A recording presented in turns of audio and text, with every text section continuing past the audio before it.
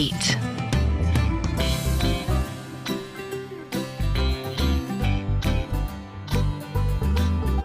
Seriously मेरी शादी एक जोक बन के रह गई। Don't think like that, Swati. ये कहो कि जोक बनने से बच गई। तुम अकेली नहीं जिसकी शादी टूटी है। दुनिया में बहुत ऐसे लोग हैं यार जिसकी शादी टूटी है, जो किन किन चीजों से गुजरे। Most important thing is that you don't lose hope. हाँ, बट यू नो मैं शायद ही इतने एक्साइटमेंट से कभी दोबारा शादी कर पाऊँ। I am so scared now.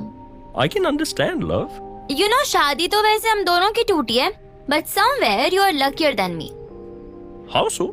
ऐसा क्यों कह रही हो तुम? एटलीस्ट संस्कृति ने शादी के पहले ही क्लियर कर दिया कि वो तुमसे शादी नहीं कर सकती। यहाँ पे तो फेरों तक पहुँचते पहुँचते शादी कैंसिल हो गई। हाँ, कह सकती हो कि मैं तुमसे ज्यादा लकी निकला। वैसे मेरी तो ये दूसरी शादी होती, उसमें भी अगर पंगा हो जाता तो हो गया था काम। फिर तो I would been a gone case man. फिर कभी शादी करना तो दूर, शादी के बारे में सोचना भी इम्पॉसिबल होता baby.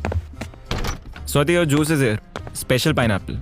Thanks Dhruv. I think तुम दोनों को जाके अब कपड़े चेंज कर लेने चाहिए। कल से यही पहने घूम रहे हो। डोंट वरी, निखिल को बोला है, वो लेके आएगा। एक और जहाँ स्वाति, ध्रुव और अंकुश के बीच तनाव कम हो रहा था, वहीं दूसरी ओर संस्कृति की बातों से उसके मम्मी पापा का टेंशन बढ़ चुका था। ऑफिस के लिए तैयार होने के बाद उसने जब अपने कमरे का दरवाजा खोला, उसे बाहर ड्राइंग रूम में बैठे अपने मम्मी पापा की बातें सुनाई दी। बड़ी मुश्किल से तो कोई ढंग का लड़का मिला था, उससे भी इन्हें शादी नहीं करनी। कब क्या करने की सोच ले ये लड़की, कोई नहीं बता सकता। क्या पता क्या देख लिया शादी में जो इतना भारी कदम उठा लिया। अब क्या जवाब देंगे लड़के वालों को। संस्कृति अपना पर्स उठाकर बाहर आई। कोई जवाब देने की जरूरत नहीं है, अंकुश को मैंने मना कर दिया है। वाह, बहुत बहादुरी का काम किया है। इस उम्र में सही गलत का कुछ नहीं पता चलता। अभी तो कुछ नहीं बिगड़ेगा जब तक हम लोग हैं, ऐश से जियोगी। लेकिन हमारे बाद क्या करोगी सोचा है? पापा यहाँ कल क्या होगा उसका पता नहीं है। हो सकता है मैं ही आप दोनों के पहले चली जाऊँ। संस्कृति, तुम्हें हम कुछ कहते नहीं, इसका मतलब ये नहीं कि जो मुंह में आएगा बोलती जाएगी। दोबारा ऐसी बातें की तो मिर्ची भर दूंगी मुंह में। मिर्ची की बात सुन के संस्कृति को हंसी आ गई। माहौल में जो तनाव था वो एकदम से हल्का हो गया। संस्कृति आगे बढ़ी और अपनी मम्मी के गले लग गई। मेरी प्यारी माँ, नहीं करूँगी दोबारा ऐसी बातें, लेकिन एक शर्त है। हाँ, सारी शर्तें तुम ही लगाओ हम पर। बोलो। आप लोग भी कभी दुनिया से जाने की बात नहीं करेंगे, ठीक है? चलो अब मैं ऑफिस के लिए निकलती हूँ, वरना लेट हो जाऊंगी। इतना कह के संस्कृति ने अपने सैंडल पहने और घर से बाहर निकल गई। उसके मम्मी पापा उसे जाते हुए देख रहे थे। कुछ तो हुआ है शादी में, ये बता नहीं रही है। कितना पूछा लेकिन बताना ही नहीं चाहती। सच में बहुत फिक्र होती है इसकी। क्या होगा इसका हमारे बाद?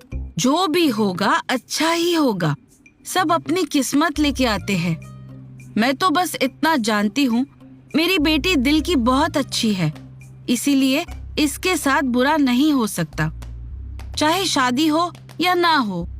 संस्कृति के मम्मी पापा का गुस्सा अब दुख और चिंता में बदल गया था। अपनी बेटी के भविष्य की चिंता उन्होंने वक्त पर छोड़ देना ही ठीक समझा।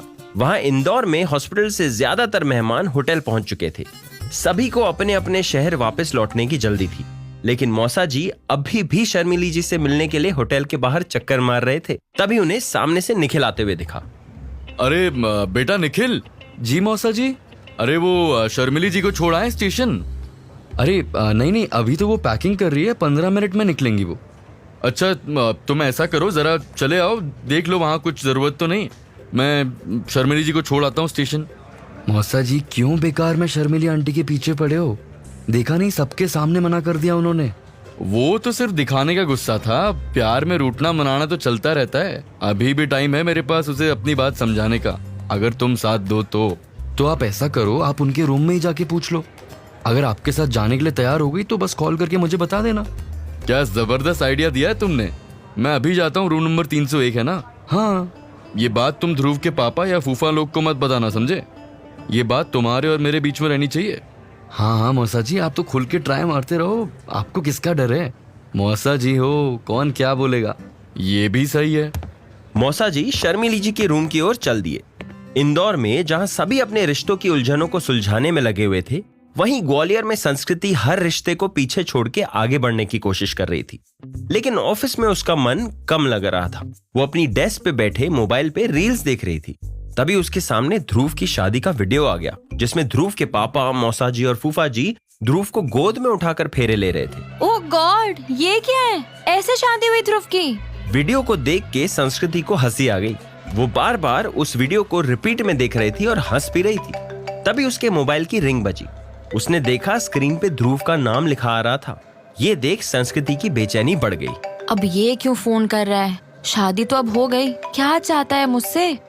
नहीं, मुझे अब इससे कोई रिश्ता नहीं रखना। बेल बजती रही लेकिन संस्कृति ने फोन नहीं उठाया।